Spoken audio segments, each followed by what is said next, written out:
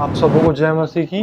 आज जो हम लोग वचन देखने जा रहे हैं वो है दूसरा कुरिन्थियों 5:17, जिसमें कुछ इस प्रकार से लिखा है, if anyone is in Christ, यदि कोई मसीह में है, he is a new creation, वह नई सृष्टि है। Old thing has passed away, पुरानी बातें बीत गई। Behold all things have become new, देखो सारी चीजें जो हैं वो नई हो गई। अब इसके बैकग्राउंड को जान लेंगे।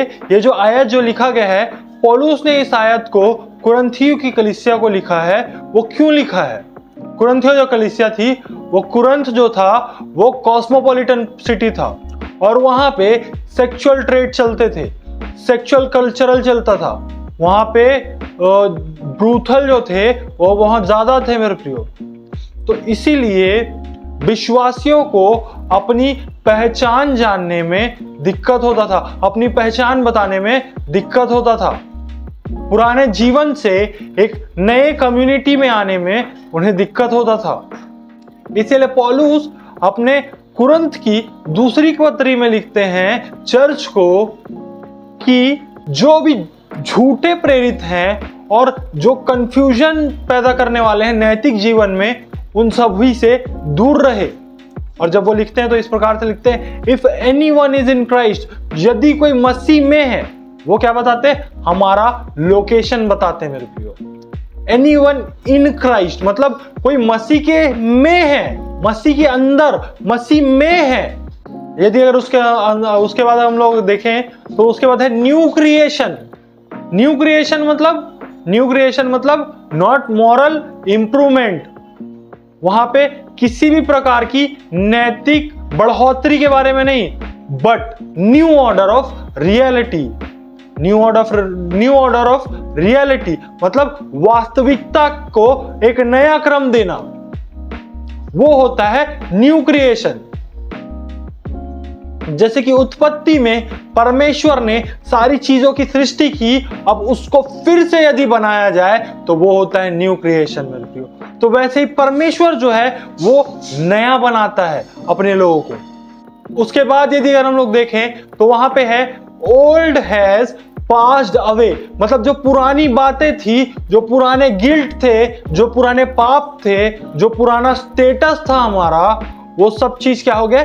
चेंज हो गया है, चेंज हो गया, चला गया सब चीज। और उसके बाद क्या है कि हर एक चीज नई हो गई, हर एक चीज नई हो गई। तो इसमें अपनी पहचान ढूंढो, अपनी पहचान ढूंढना। पहचान कैसे ढूंढे?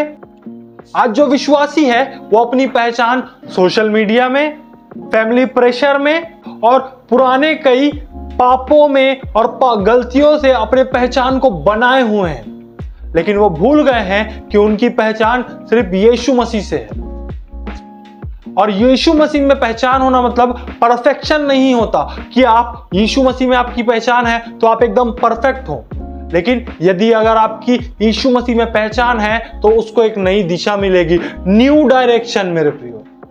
आज एक काम करो, एक पर्ची लो, एक कागज लो और उसमें लिखो अपने जितने पाप किए, अपने जितने गलती किए, कोई एक पाप जिसको आप छोड़ना चाहते हो उसको लिखो, उस गलती को लिख लो और उसको क्रॉस करो और उसके बाद उसको फाड़ दो मेरे प्रियो। और यदि अगर आप ऐसा कर चुके हैं तो मैं आप लोगों के लिए प्रार्थना करना चाहता हूं मेरे प्रियो। आइए हम प्रार्थना करें। मैं आप लोगों के लिए प्रार्थना करता हूं कि आपके पास्ट, आपके फ्यूचर की प्रोफेसी नहीं बनेगा।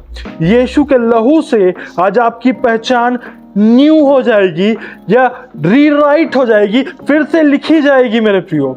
जो चीजें तुम्हें रोकती थी वो अब तुम्हारे ऊपर किसी भी प्रकार का कोई भी अधिकार नहीं रखने पाएगी। आज से सारे लोग जो हैं वो नई सृष्टि बन जाएंगे और उसके अनुसार चलो, उसके अनुसार बोलो और उसके अनुसार जियो। यीशु के नाम से मांग लेते हैं, आमीन। कमेंट में लिखो, मैं मसीह में नई सृष्टि हूं, और अपने किसी दोस्त को शेयर करो जिसको एक नई शुरुआत की जरूरत है मेरे प्रिय। Thank you.